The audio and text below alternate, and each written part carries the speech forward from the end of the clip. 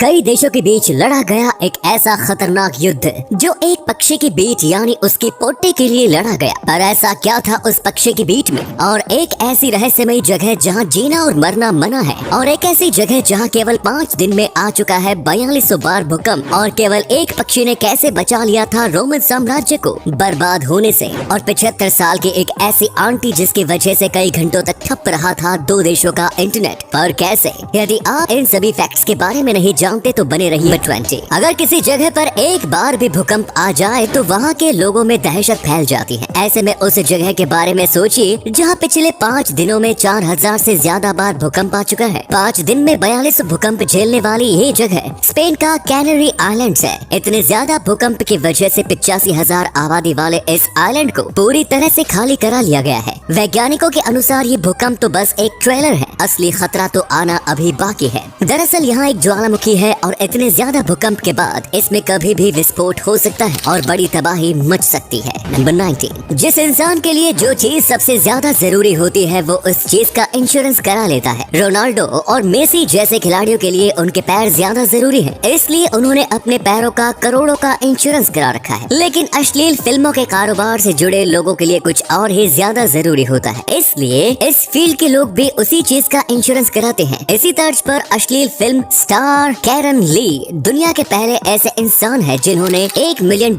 में अपने लिंग का इंश्योरेंस कराया। नंबर 18। वर्ष 2011 में जॉर्जिया की 75 साल की एक महिला को जमीन के अंदर कॉपर के कुछ तार मिले, जिसे उन्होंने कबाड़े के हाथों में बेचने के लिए काट कर निकाल लिया। ये तार दरअसल फाइबर ऑप्टिक केबल थे जिससे जॉर्जिया और आर्मेनिया दोनों देशों का इंटरनेट चल रहा था। इस दादी माँ ने चंद पैसे के लालच में दोनों देशों में इंटरनेट को 5 घंटे तक के लिए ठप कर दिया, जिससे दोनों देशों को करोड़ों रुपए का नुकसान भी हुआ। इसी कमाल के फैक्ट पर प्लीज वीडियो को लाइक कर दीजिए। नंबर 17। लगभग 2400 साल पहले गालिक सेना रात के समय में रोम पर हमला करने आ गई, लेकिन गालिक सेना के इरादों पर एक पक्षी ने पानी फेर दिया। जब ये लोग चुपके से शहर में दाखिल होने की कोशिश कर रहे थे तो तभी जूरो मंदिर में रहने वाले गीस पक्षियों को इनकी आहट मिल गई और फिर ये जोर जोर से चिल्लाने लगे। गीस की आवाज सुनकर रोमन साम्राज्य के चौकीदारों की आंख खुली और फिर रोमन सेना ने गालिक सेना को शहर में दाखिल होने से पहले ही रोक लिया। अगर उस वक्त वहाँ गीस पक्षी नहीं होते तो आज शायद हमें इतिहास में कुछ और ही पढ़ने को मिलता।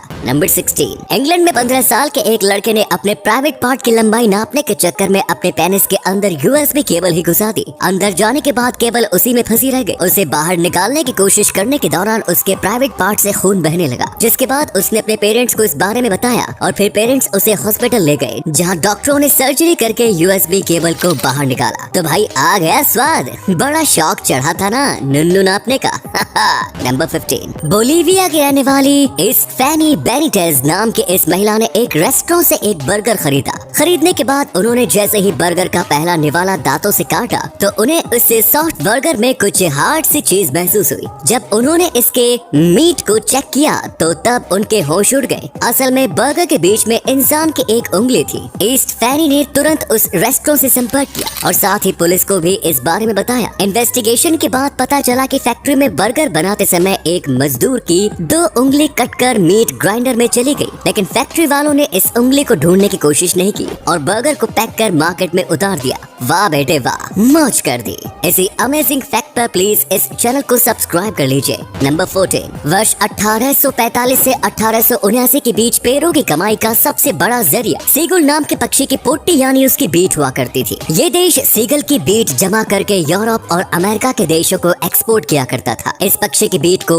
गुआनो कहते हैं और इसमें नाइट्रोजन अत्यधिक मात्रा में पाया जाता है, जो कि खेतों में फसलों के उपज बढ़ाने का काम करता है। आपको जानकर हैरानी होगी कि साल 1879 और 1884 में हुए वॉर ऑफ द पैसिफिक की एक वजह इस बीट के एक्सपोर्ट से जुड़ा विवाद भी था। नंबर 13। सिक्कों के आविष्कार से पहले दुनिया में पैसे के रूप में ज्यादातर जगहों पर कौड़ी शेल्स यानी कौड़ी सीप का उपयोग किया जाता था। इसके अलावा नमक, वैल के दांत और घोंगे का उपयोग भी किया जाता था। लेकिन इन सब से अलग फिनलैंड और कनाडा में पैसे के रूप में जानवरों की खाल का उपयोग किया जाता था। फिनलैंड में गिलहरी की खाल को, वहीं कनाडा में बिलाव की खाल को करेंसी के रूप में मान्यता प्राप्त थी। नंबर 12। इंग्लैंड में 4 साल के एक बच्चे के साथ नहाने के दौरान एक ऐसी घटना घटी जिसे जानकर आपके होश उड़ जाएंगे। 4 साल के ऑस्कर बैडर्ड को उसके पिता बाथरूम में नहला रहे थे और पास में कुछ कैंडल्स जल रही थी। नहाने के दौरान ही अचानक से ऑस्कर के शरीर पर लगे साबुन के झाग कैंडल की चपेट में आ गए और अगले ही पल ऑस्कर का पूरा शरीर आग के गोले में बदल गया। दरअसल इस साबुन में ज्वलनशील पदार्थ का इस्तेमाल किया गया था, जिसकी जानकारी कंपनी ने उपलब्ध नहीं कराई। ऑस्कर को गंभीर हालत में हॉस्पिटल में भर्ती कराया गया। वहीं उसके पिता ने अब साबुन कंपनी पर केस ठोक दिया है। नंबर 11, एंटोनियो सेना नाम का ये पायलट अमेज़न के घने जंगलों के ऊपर से गुजर रहा था। तभी एयरक्राफ्ट का इंजन फेल हो गया और वो अमेज़न जंगल में क्रैश कर गया। बस छोटे से एयरक्राफ्ट में अकेले एंटोनियो सेना ही मौजूद थे। थैंकफुली इस हादसे में उनकी जान बच गई, लेकिन फिर आने वाले 38 दिनों में वो हर वक्त मौत के साए तले जीते रहे। एक हफ्ते तक तो वो रेस्क्यू के इंतजार में एयरक्राफ्ट के पास ही मौजूद रहे, लेकिन फिर उन्होंने वहाँ से चलने का फैसला किया और फिर वे लगातार चलते रहे। खतरनाक जंगली जानवरों से बचते हुए एंटोनियो आगे बढ़ते रहे। भूख लगने पर वो पक्षियों के अंडे और जंगली फल खाते थे। लगभग 38 दिनों तक लगातार चलते रहने के बाद फाइनली वो रेस्क्यू टीम तक पहुँच गए और उनकी जान बच गई। नंबर 10, ये है इंडियन रेलवे की लाइफलाइन एक्सप्रेस। ये दुनिया की इकलौती हॉस्पिटल ट्रेन ऑन व्हील है। लाइफलाइन एक्सप्रेस देश भर के दूर दराज के पिछड़े इलाकों तक जाकर वहाँ के लोगों को मेडिकल फैसिलिटीज प्रोवाइड कराती है। लाइफलाइन एक्सप्रेस में ऑपरेशन थिएटर भी मौजूद है, जो ब्रेस्ट और ओरल कैंसर के ट्रीटमेंट के लिए यूज किए जाते हैं। सच में मेरा देश बदल रहा है। नंबर 9, वर्ष 1945 के आसपास अमेरिका में ऑटोमेटिक एलिवेटर आ चुके थे, लेकिन लोग इसका इस्तेमाल करने से डरते थे और वो ड्राइवर के द्वारा ऑपरेट किए जाने वाले एलिवेटर्स का ही उपयोग करते थे। साल 1945 में न्यूयॉर्क के एलिवेटर ड्राइवर्स अपनी नई मांगों को पूरा करवाने के लिए हड़ताल पर चले गए। इनके हड़ताल पर जाने के बाद लोगों को मजबूरी में ऑटोमेटिक एलिवेटर का उपयोग करना पड़ा और फिर इसका उपयोग करने के बाद लोगों के दिलों से ऑटोमेटिक एलिवेटर का डर खत्म हो गया और अब लोग ऑटोमेटिक एलिवेटर का ही उपयोग करने लगे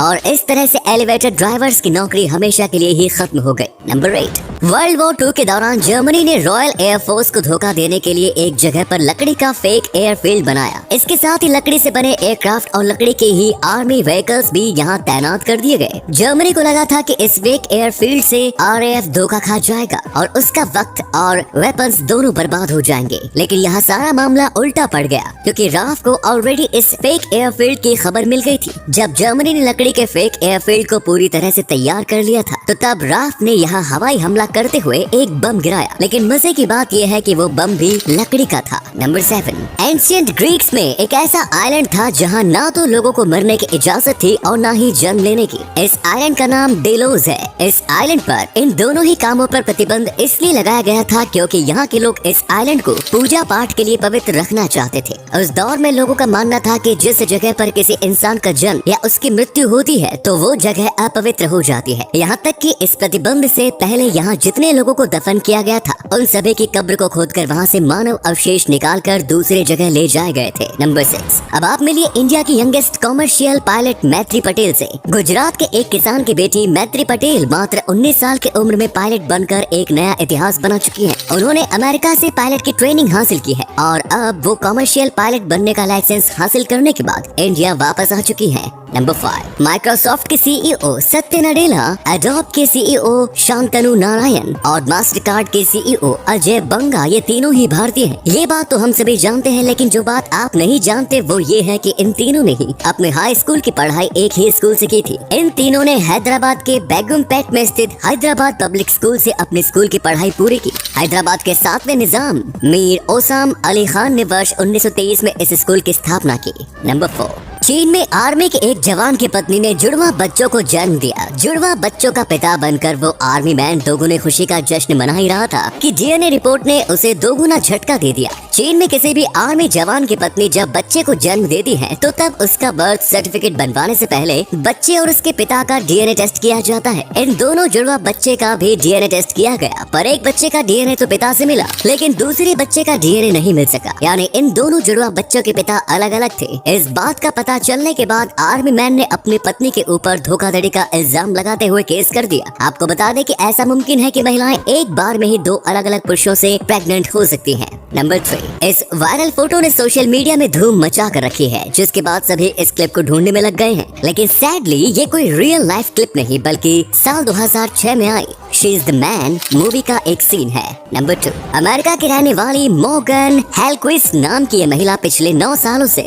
गायनेकोलॉजिस्ट मॉरिस वॉटमैन से अपना इलाज करा रही थी। लगभग 9 साल बाद डीएनए रिपोर्ट में पता चला कि वो डॉक्टर ही दरअसल मॉर्गन का असली पिता है। सच्चाई का पता चलने के बाद मॉर्गन के होश उड़ गए और बायोलॉजिकल फादर का पता चलने के बाद मॉर्गन ने खुश होने के बजाय उल्टा उस डॉक्टर पर धोखाधड़ी का केस कर दिया। दरअसल पूरा मामला ये है कि मॉर्गन की माँ स्पर्म डोनर की मदद से माँ बनी थी और उसके डॉक्टर मॉरिस ही थे। मॉरिस ने बताया था कि ये स्पर्म किसी मेडिकल स्टूडेंट का है, लेकिन असल में मॉरिस ने अपने ही स्पर्म का इस्तेमाल किया था। इस धोखाधड़ी की वजह से ही मॉर्गन ने अपने पिता पर केस कर दिया।